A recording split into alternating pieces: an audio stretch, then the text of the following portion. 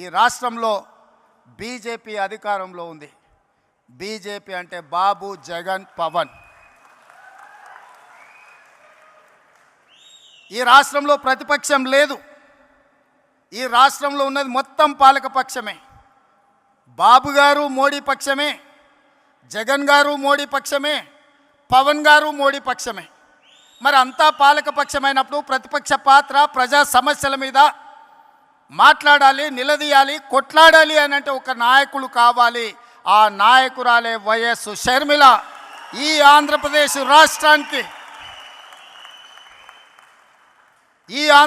రాష్ట్రానికి ప్రజల పక్షాన, బడుగు బలైన దళిత గిరిజన మైనారిటీ మహిళల పక్షాన నిలబడి కొట్లాడేది, నిలబడి మాట్లాడేది, ఢిల్లీతో నిలబడి కలబడేది వైఎస్ షర్మిల. షర్మిల గారి నాయకత్వంలో మీరు పనిచేయండి.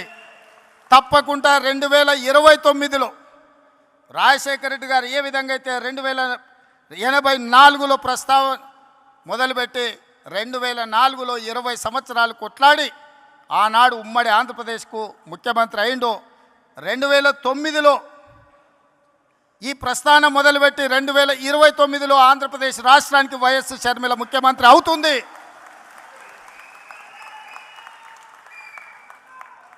కార్యకర్తల త్యాగం, వైఎస్ షర్మిల పోరాటం ఊరికే పోదు. ప్రజలు నిశితంగా గమనిస్తున్నారు. 2029లో ఈ దేశానికి రాహుల్ గాంధీ గారు ప్రధానమంత్రి అవుతారు. ఆంధ్రప్రదేశ్లో కాంగ్రెస్ పార్టీ అధికారంలోకి వస్తుంది. ఇదే వైఎస్ఆర్ చివరి కోరిక. ఈరోజు చాలామంది ఆయన పేరు మీద అన్ని రకాల లబ్ధి పొందినారు. కుటుంబ సభ్యులుగా వారసత్వం రాదు. ఆశయాలను మోసినప్పుడే వారసత్వం వస్తుంది.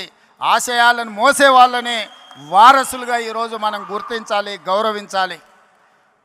మరి ఈరోజు ఆంధ్రప్రదేశ్ ప్రజలు నేను అడుగుతున్నా, వైఎస్ఆర్ అభిమానులను నేను అడుగుతున్నా, వైఎస్ఆర్ పేరు మీద రాజకీయ వ్యాపారం చేసేవాళ్ళు ఆయన వారసులా, లేకపోతే నిజంగా వైఎస్ఆర్ గారి ఆశయం కోసం కష్టపడుతూ, ప్రతి ఒక్కరికి తెలుసు, బడికెళ్ళే పిల్లగానికి కూడా తెలుసు ఆంధ్రప్రదేశ్లో కాంగ్రెస్ అంటే గెలుచుడు కష్టం సార్, సర్పంచ్ అయినా అని.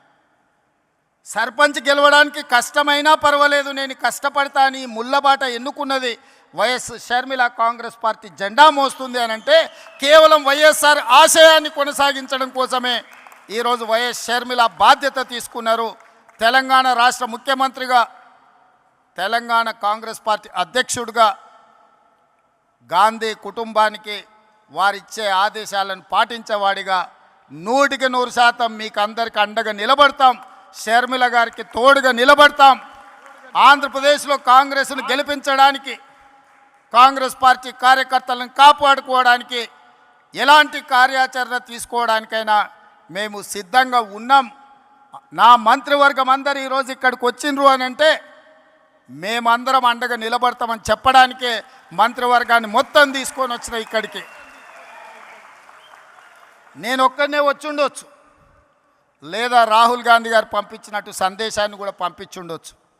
అలా కాకుండా మేమందరం, మా సహచర మంత్రివర్గ సభ్యులందరం కూడా వచ్చి వేదిక మీద కూర్చున్నాము అని అంటే మేమున్నాం మీకు అండగా నిలబడడానికి, మేముంటాం మీకు తోడుగా నిలబడడానికి. షర్మిల గారు చేసే ప్రయత్నాన్ని విజయవంతం చేయడానికి ఈ మధ్య టీవీలో, పేపర్లో చూస్తున్న కడప పార్లమెంట్కు ఉప ఎన్నికలు రావచ్చు అని. నిజంగానే ఉప ఎన్నికలు వస్తే ఊరూరు తిరిగే బాధ్యత నేను తీసుకుంటా.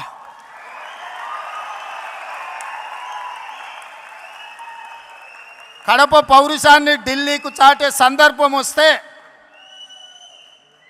కడప జిల్లా వాసుల తరఫున కాంగ్రెస్ పార్టీ జెండా మోయడానికి, గల్లీ గల్లీ తిరగడానికి, అక్కడి నుంచే ఎక్కడైతే పోగొట్టుకున్నామో అక్కడనే వెతుక్కోమని పెద్దలు ఏదైతే చెప్పినరో, ఏ కడప జిల్లాలో కాంగ్రెస్ పార్టీకి దెబ్బ తగిలిందో అదే కడప జిల్లా నుంచి కాంగ్రెస్ పార్టీ జెండాను ఎగరేసి ఆ గడ్డ మీద నుంచే పోరాటం మొదలు పెడదాం.